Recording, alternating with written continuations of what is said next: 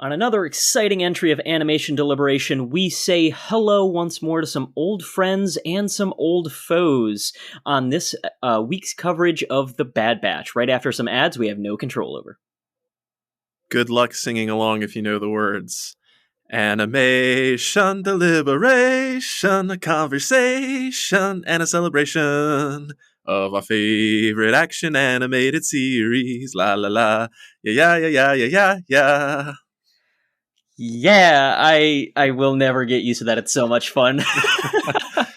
Welcome back, ladies and gentlemen. My name is Andrew Rogers. I'm J. Scotty St. Clair. And we are your lovely dueling hosts this week to cover what is going to be one of the great shows going forward. I can just already tell. The Bad Batch, Season 2, Episode 3, The Solitary Clone. This was a real fun one, and I think, Jay Scotty, I already am prepared for you to be excited for this. Oh, yeah. Just right out of the gate, I'll go ahead and say this was one of my favorite episodes of the season so far, but maybe of the show in its entirety. It was just a great, great episode. So you know me too well. Oh, yeah. I know you've talked about your love for tech when it comes to the main crew, but if you had one gripe coming out of last season, it was we didn't get enough of Crosshair. So as soon as he was the forefront, I said, oh, Jay Scotty's going to be happy. And honestly, I was too. Like, I can't complain about this little character story that we got from him. Yeah, yeah. And just a little glimpse behind the scene. This is the first week that we are kind of like doubling up. My Hero Academia has returned, and we're also covering Bad Batch weekly. So we're going to knock 2 episodes out in one session here. So I say if we've gotten our non-spoiler thoughts out of the way, let's just kind of dive into it and give them the synopsis. What do you say? Yeah, let's jump right in. Okay, great. All right. So this is Bad Batch Season 2, Episode 3, titled The Solitary Clone. And we can talk about maybe what that title means, but I think it's up for interpretation. But, all right. Crosshair is assigned to Commander Cody on a mission to the former separatist planet Desix to rescue Imperial Governor Groton, who has been captured and taken hostage.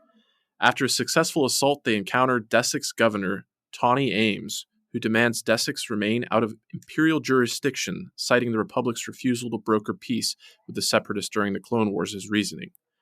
Cody argues for a peaceful resolution, but Crosshairs kills Ames on Groton's orders, and Desix is brought under Imperial control. Returning to Coruscant, Cody questions whether the Empire is really doing good around the galaxy and deserts soon after. So there we go. And now with that out of the way, Commander Cody, like, he took off the helmet, and I was like, no way. Are they actually going to, like, really start digging in and doing the connective tissue? And sure enough, there it was. Yeah, and, you know, I don't know if I can sing the praises of this show as far as the art goes anymore. I won't say it's beating a dead horse because the show is absolutely beautiful and it deserves all the praise. But it's almost kind of a given at this point how beautiful it looks. But before I get super into the story, I just have to point out, like, towards the end of the episode, there's the wide landscape shot of Desix right after Ames' death, and you see this Star Destroyer just kind of looming on the horizon, and all the colors, like, it just looks so beautiful. And I found myself having my breath taken away just on that shot. So the show continues to deliver on that front. Yeah, once again, I think it was when the ship was first flying in at, like, the start of the episode. I was like, yeah, no, they're closing in on a regular Star Wars planet. This is live action Star Wars. Like, it doesn't trigger the things in my brain that make me think, oh, this is animated. I just forget that, and I'm sucked right into the world so quickly by both the story and obviously the animation. Just, I can't complain about it, which is, like, somehow the number one praise that we can give in this world. But yeah, it's so flawless. Yeah, I think that's totally fair. When you've got shots of ships or entirely man-made structures and stuff like that, the line really starts to get blurred between, like, could this be movie quality or is this the TV show? But with that kind of in mind, kind of talking about the art direction, 2 of my biggest takeaways, or I guess one takeaway as a whole that has 2 parts to it, is we kind of talked last week about what time period or how long this has been since season 1. And just, yeah, seeing actual stormtroopers. And I love that their design was inspired by the original Ralph McQuarrie drawings again. And then also during the rescue or assault mission, whatever you want to call it, I've never seen those droids before, but those droids that seem more capable, they kind of seemed like I guess Desix reprogrammed droids for themselves, so maybe they didn't have super battle droids, but they had these droids that kind of reminded me of General Grievous's bodyguards, kind of like fused with regular battle droids. But that was really cool. I love seeing the evolution and transition of armor and technology as well as politics in this time period. It's really great. Yes, so I will exposit a little knowledge if you're just joining for the Bad Batch. So we have seen those, I think they're called assassin droids, if I'm not mistaken, throughout the entirety of Star Wars The Clone Wars. They appeared as this, like you said, highly capable, flexible, like they did in this episode, leaping from beams and sticking to the wall. They're just, basically you have to have a Jedi to take them down most of the time. They are that level of capable. But I totally agree. There was so much visual storytelling. And again, if you are only watching this slowly throughout Star Wars Rebels, they change the helmets as well. And this is the first time that I've ever seen these Stormtrooper helmets outside of Star Wars Rebel. It's not quite to what we see by the time we hit A New Hope, but it is that like covered face, very round, like helmety top. I don't know how else to describe it besides that we see in Rebels, we're starting to see for the regular clones, but still we have this old guard of Cody had yet to fully go into the Stormtrooper helmet, and Crosshair still had his from the previous season. So it is kind of letting the old guard go and the new guard come up, and I'm curious if we're going to see Crosshair get that helmet. But I mean, there are so many little layers just to the visual storytelling that, like, if you don't know, you don't know. But if you do, it's so easy to appreciate and understand there is a passage of time happening. Okay. I definitely appreciate your insights from the having watched the Clone Wars, because I've provided the caveat before. I've only seen a handful of Clone Wars episodes. So to know that we've seen those droids before, I appreciate that. And I've got a lot that I want to hit, so hopefully I hit it all. Hopefully I don't get too scatterbrained here, because you brought up a lot. But I'm also curious if we've seen Commander Cody before in the Clone Wars, because for me, this is the first time I've seen him since episode 3, which I thought was really cool. But then I did find myself like talking about these Stormtrooper helmets, and there was it wasn't really at the forefront of the episode, but I thought it was something that was a thread that was kind of playing in the background with some dialogue and, kind of seeing Cody's mindset change. But I'm wondering, were those Stormtroopers that we saw in the beginning, were those clones that adapted new armor, or were those like the commissioned soldiers? Because when Crosshair went to go sit down and have his breakfast, you heard a couple of clones chatting about this like bill that was coming through about something to do with commissioned or enlisted soldiers. And it sounded like the clones were kind of being phased out, in addition to Rampart voicing some of his doubts. But then you mentioned Crosshair's helmet, and I was curious if it was the same as last season, because I thought maybe it had made some changes to look a little more stormtroopery. I thought there was more definition in the eyes. I thought he kind of had that single slit last season, and now he's got more of like the classic kind of stormtrooper eye set in the mouth grill. But at any rate, it looks awesome. And I guess last thing I say before I'll throw it back to you, though, we talked last season about how the Bad Batch had started to add more color to their garb. It's interesting to see Commander Cody lose color and become more muted, and then Crosshair just totally embrace this full black outfit that just has a couple little splashes of green that I think look awesome. Yeah, no, Crosshair removing the red, Commander Cody removing his trademark orange there. It was definitely different to see. And I'll funnel back on some of your comments there. Throughout Clone Wars, we totally see Cody. He is the second in command to General Kenobi, as Rex is second in command to General Skywalker.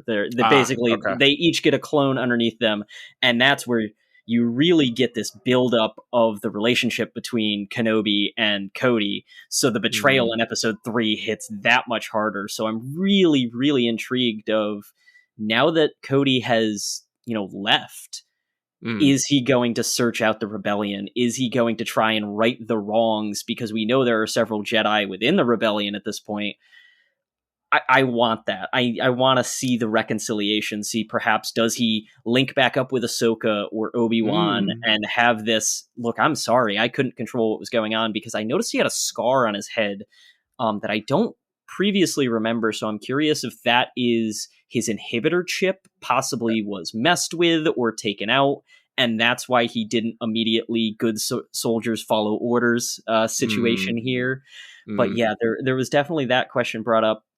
But we've talked so much about the Clone Wars and everything previously. I know there were some people hoping that Bad Batch would kind of leave behind some of the stories that we knew. But the best thing about Star Wars is we have so much to do. It is a connected universe because the Empire is trying to rule everyone. Mm. We got some name drops in this episode, largely the current governor of this planet name dropped Mina Bonteri. I kind And of figured. I didn't know who that was, but it felt very pointed when she made that name drop. so I will try and truncate this one as much as possible. Mina Bonteri was a character in the Clone Wars who was a teacher of Padme Amidala prior Ah. to her becoming a senator, but Mina left and went with the Separatists because she actually believed in the Separatist cause and said no, they're trying to do good things. They're leaving because they think the Senate is corrupted. And throughout the Mm. Clone Wars, we actually see Mina and Padme try and work together to end the war peacefully. Okay. And then Okay. Sidious assassinates Bonteri, which Mm. then leads to the big fallout of there will never be a peaceful resolution to this war. And I love seeing that through line of this governor obviously very much wanted to peacefully end things. But now that the Mm-hmm. Empire is here, it's like no one ever wanted to negotiate with us. We tried our best because they believed in the cause, and to see them just have this fallout, but see, normal people, not just the evil that we're so used to with the Separatist Alliance, be, behind this cause is always such an interesting thing to see. And I want just again, tug on those threads that little bit to show there is more to this than Empire good, Separatist bad. Because also Mm. halfway through this episode, I realize the guys that I'm rooting for, the stormtroopers, storming the castle, they're the bad guys in this situation. They are legitimately not Right. who I should be rooting for. But Yeah. inherently, because I know the character, it's like, oh, but I want to.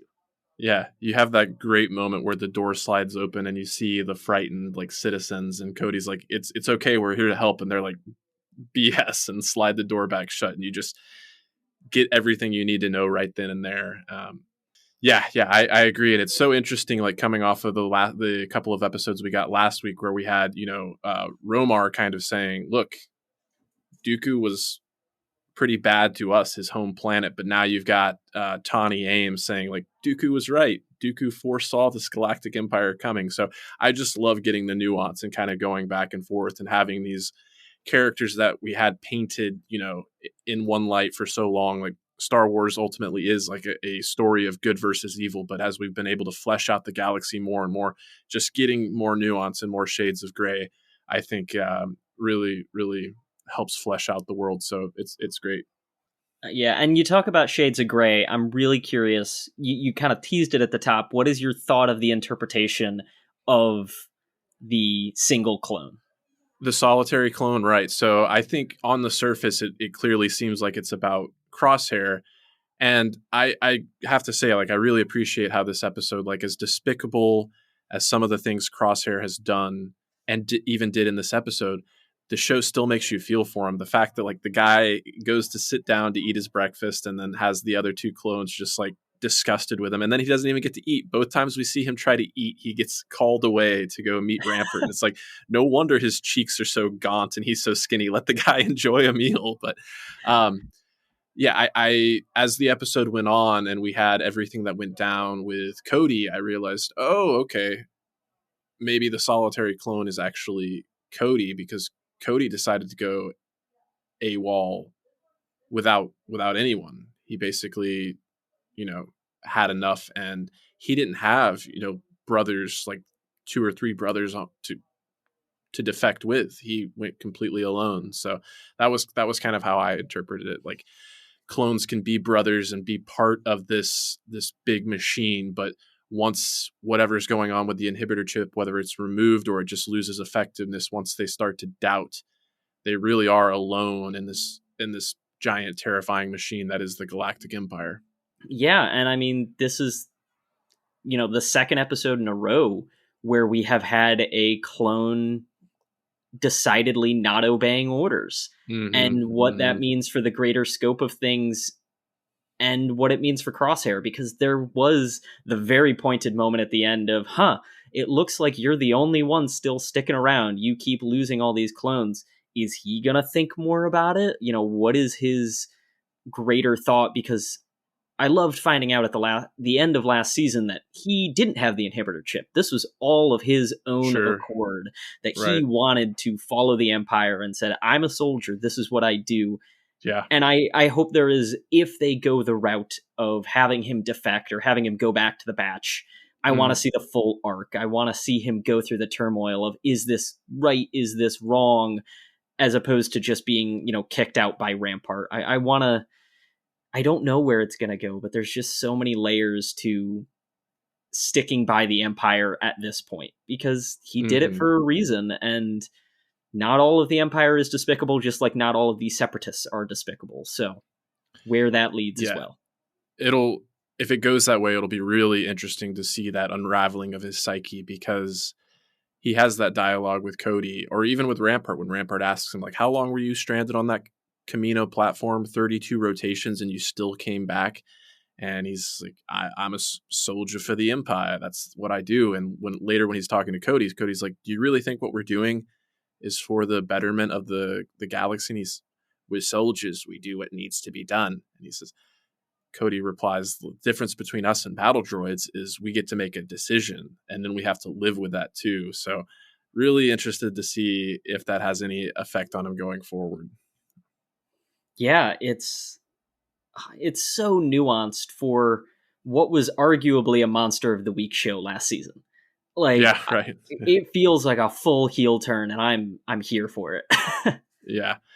And I like how you kind of mentioned the Monster of the Week, because it kind of refreshed my memory. Like, one thing that did stick out to me about this episode that reminds me of some of my favorite episodes of The Mandalorian is, like, it kind of felt like a video game. Like, there is a mission, there are goals, and they're like little mini bosses and whatnot. Like the tank, like shooting the shot right down the barrel of the tank was like the first little mini boss, and then taking out the tactical droid, and the way that was done with like throwing the little mirror discs, like so awesome.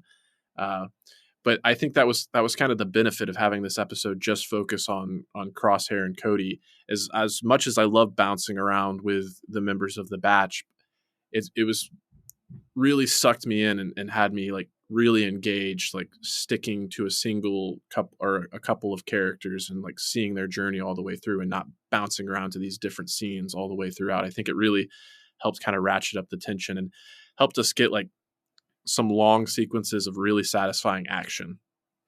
Yeah, we talked about how beautiful this was. We've talked about the nuance of it, but the action, like that tank scene was so fun. And the fact that he was intentionally missing shots, and you were watching him be patient and have tank shells fly right over his head. He was confident. He's like, I know where they're aiming. It's not me. It was so quintessential Crosshair, just silence the whole time. Like, he knew what he was doing. Everyone else just kind of had to watch in awe of how this went down. But yeah, it was satisfying. I will say this was probably the most far-fetched I think we've seen Crosshair be with the mirror deflections. Like, every other time we see him very carefully place, like, okay, I know what I'm going to have to do. Whereas the idea of, just throw it out there and I'll hit it, and it will hit all 7 of these battle droids, was a little all right, I'll give it to you because you're Crosshair, but you only get one. This is your one shot right here. Everybody gets one. Yeah. But it was so fun. Like, I couldn't care less that it's that goofy because it was that good. Yeah. Hardly the goofiest moment of the episode, though, I will say. Like, and it's not even a gripe, but like having the battle droids have so much dialogue and having the one be so sassy, like when Grotten's like, I am the rightful governor of this planet, and he's like, I was like, okay, sassy droid over here. Oh, the droids are so sassy in Clone Wars. It's so funny. Did we get a Roger Roger? I know there's some people that gripe, but how do we get battle droids without a Roger Roger? It's just a staple at this point. I think there might have been one Roger Roger. Let's go. Yeah.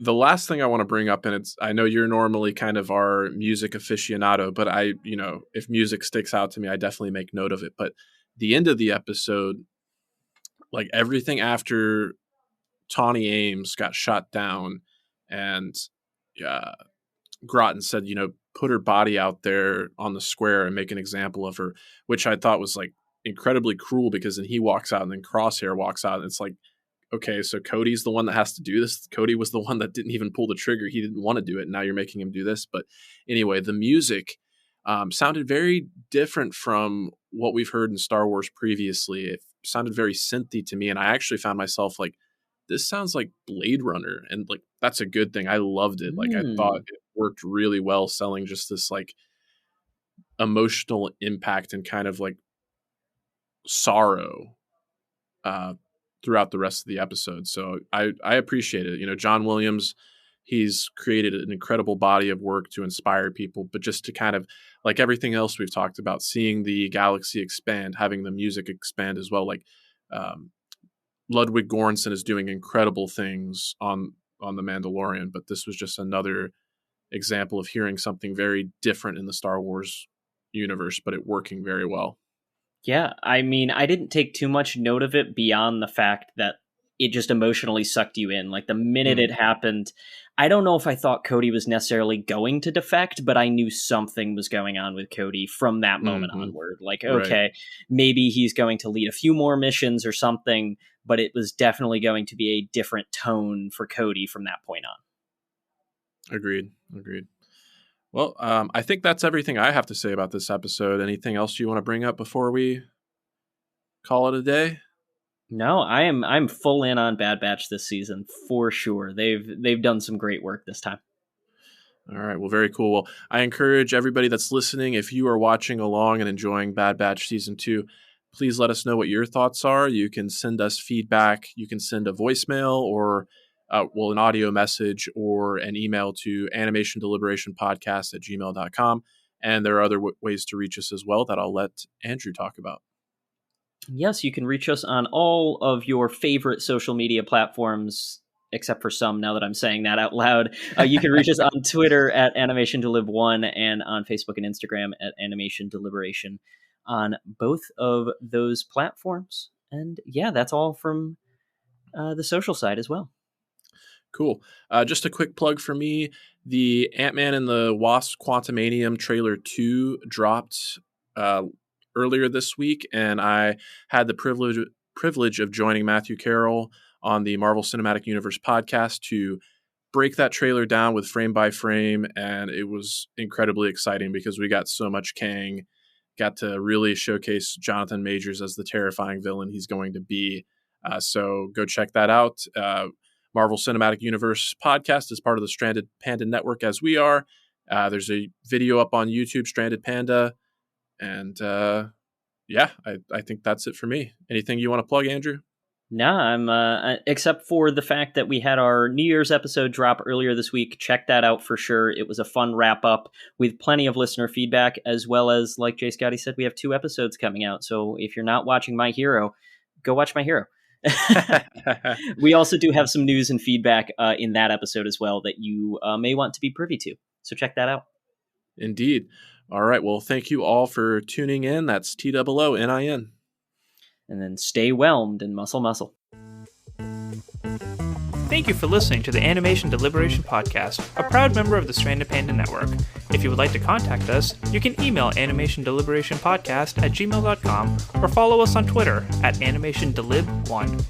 For this and other great shows, you can visit strandedpanda.com or join the great community that is the Stranded Panda Chat Facebook group at facebook.com/groups/svchat. Tune in next time, and remember, stay whelmed.